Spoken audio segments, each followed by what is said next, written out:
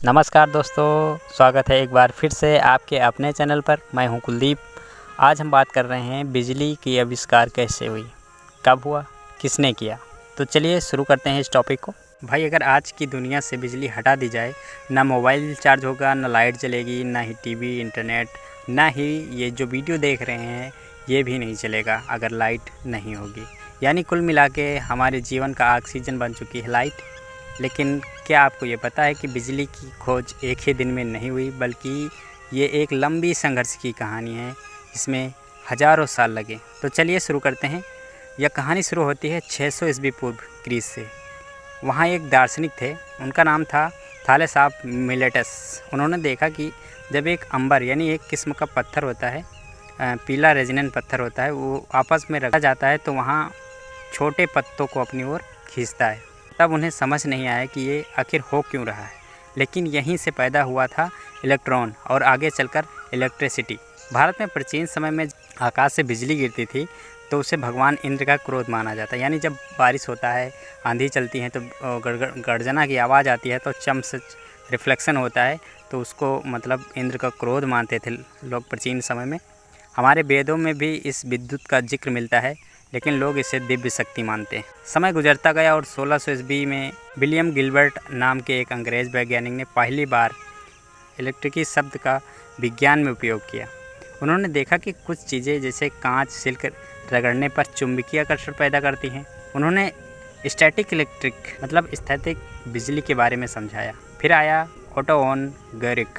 उन्होंने पहले electrostatic generator बनाई जो घुमाने से स्पार्क निकलती थी। यह दौर अनुभव और खोजों का था, लेकिन किसी को अब तक बिजली बनानी और चलानी नहीं आई थी। अब आता है इस कहानी में रोमांच का मोड़। एक दिन अमेरिका के वैज्ञानिक थे बेंजामिन फ्रैंकलिन। एक दिन फ्रैंकलिन ने एक ये सिद्धांत दिया, जो आसमान से बिजली गिरती है वही इलेक्ट्रिसिटी है जिसे हम प्रयोगशाला में यूज़ करते हैं। अब वो सिद्ध करना था, मतलब सिद्ध पहले था नहीं, सिद्ध करना चाहते थे। तो उन्होंने एक तूफ़ानी मतलब बारिश का मौसम था, तूफ़ान वाला समय था, मतलब जिस टाइम बारिश होती है या तूफ़ान चलता है तो वो गर्जना होती है और गर्जने के साथ में बिजली चमकती है। तो उन्होंने एक तूफ़ानी दिन में एक पतंग उड़ाई और उसमें बांध दिया लोहे की चाबी। जैसे ही बादल से बिजली आई, मतलब चौंधा लपका, लप से बोला और गर्जना हुई, चाबी में स्पार्क निकले। यही दुनिया का पहला प्रूफ था कि आसमान की बिजली और इलेक्ट्रिसिटी एक ही जैसी है। उन्होंने तब लैट्रिन रॉड बनाया, जो आज भी ऊंची इमारतों पर बिजली गिरने से सुरक्षा के लिए लगाया जाता है। अब तक लोग बिजली को छोटे प्रयोगों में देख पा रहे थे। फिर एंट्री होती है एक महान वैज्ञानिक की, मिचेल फैराडे। 1831 में उन्होंने इलेक्ट्रोमैग्नेटिक इंडक्शन की खोज की। मतलब अगर आप एक चुंबक को कॉइल के पास घुमाओगे तो वहाँ करंट पैदा करता है। बस यहीं से बना डायनमो, जो आज भी साइकिल में, पावर प्लांट में, टरबाइन में इस्तेमाल होता है। फैराडे की ये खोज आज भी बिजली उत्पादन की रीढ़। बिजली बंद तो रही थी, लेकिन एक नई बहस शुरू हो गई। उसमें आ गया डीसी वीएस एसी। ये दोनों में आपस में विवाद होने। थॉमस एडिसन डीसी करंट के समर्थक थे। वो डीसी के बारे में मतलब कहते थे ये सही है, और एसी वाले कहते थे कि ये सही है।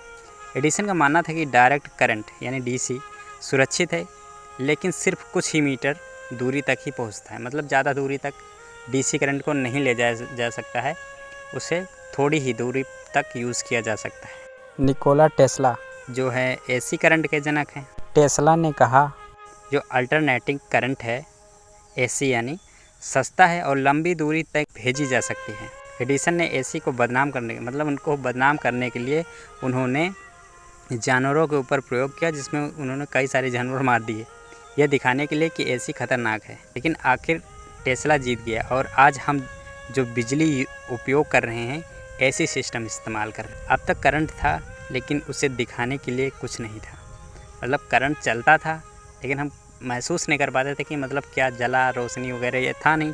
फिर धीरे धीरे एडिसन ने 1879 में बल्ब का आविष्कार किया। उन्होंने कार्बन फिलामेंट और निर्वात ग्लास का प्रयोग किया और पहला बल्ब 40 घंटे तक जलता रहा। अब बिजली सिर्फ एक अनुभव नहीं थी, एक रोशनी बन चुकी थी। भारत में बिजली पहली बार 1979 में कोलकाता के एक ऑफिस में, फिर 1997 में बनी CESC यानी कलकत्ता इलेक्ट्रिक सप्लाई कॉरपोरेशन।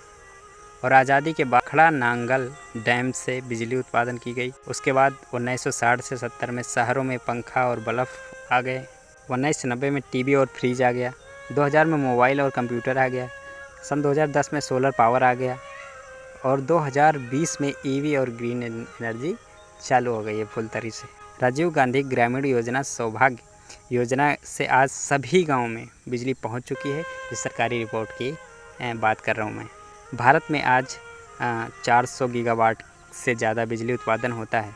किसमें सबसे ज़्यादा होता है? कोयले में। 50% कोयले से उत्पादन की जाती है, 25% हाइड्रो से उत्पादन की जाती है, 15% न्यूक्लियर और गैस से किया जाता है, 10% सोलर और विंड से किया जाता है। अब देश ग्रीन एनर्जी की तरफ बढ़ रहा है, जैसे solar panel, EV charging, hydrogen battery आदि। बिजली सिर्फ करंट नहीं है, यह हज़ारों सालों की खोज, संघर्ष और जुनून का परिणाम है। जिन चीज़ों को पहले देवता की शक्ति कहा गया, उन्हें इंसानों ने समझा, पकड़ा, प्रयोग किया और आज घर घर तक पहुंचा दिया। वीडियो पसंद आई हो तो लाइक करें और चैनल को सब्सक्राइब करें। जय हिंद, जय भारत।